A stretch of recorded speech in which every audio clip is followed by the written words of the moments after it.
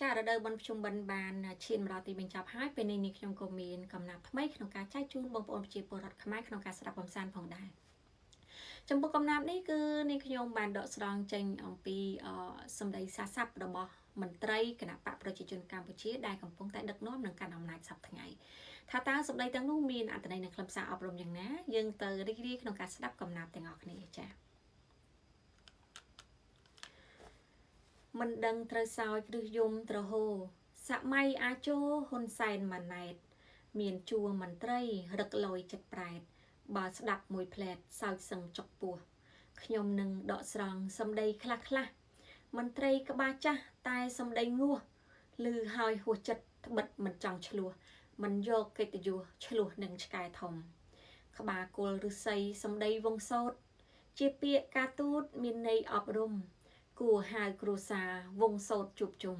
ប្រដៅអប់រំមួយគល់ឫស្សីសម្ដេចហ៊ុនសែនបានចេញវាចា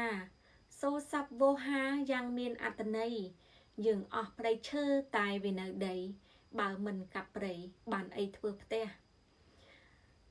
ឲ្យធ្វើយ៉ាងម៉េចយើងនៅក្រោមគេបងប្អូនចាំទេហ៊ុនសែននិយាយច្បាស់សារភាពខ្លួនឯងជាខ្ញុំកាញ់ជះមិនហ៊ានបំរាស់ព្រោះខ្លាចយួនខ្វាយងើបមួយវាយមួយគឺជាយុទ្ធសាស្ត្រ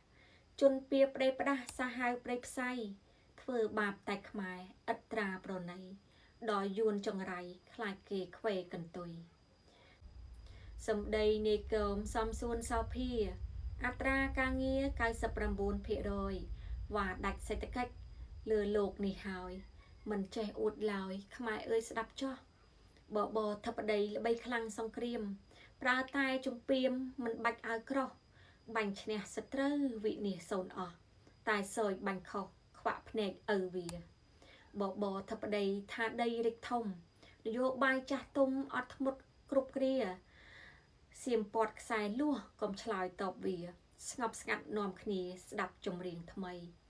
សូមឲ្យជឿជាក់រដ្ឋាភិបាល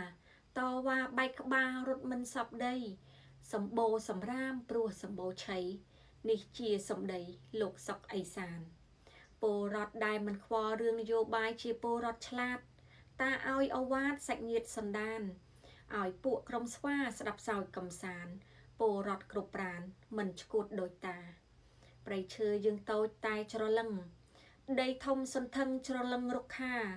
មន្ត្រីបដិឋានបានចេញវាចាបងប្អូនខេមរាគុំថាគាត់ភ្លើតើឲ្យពលរដ្ឋរំពឹងលើអ្វីបើអស់មន្ត្រីសិតតែលើកើ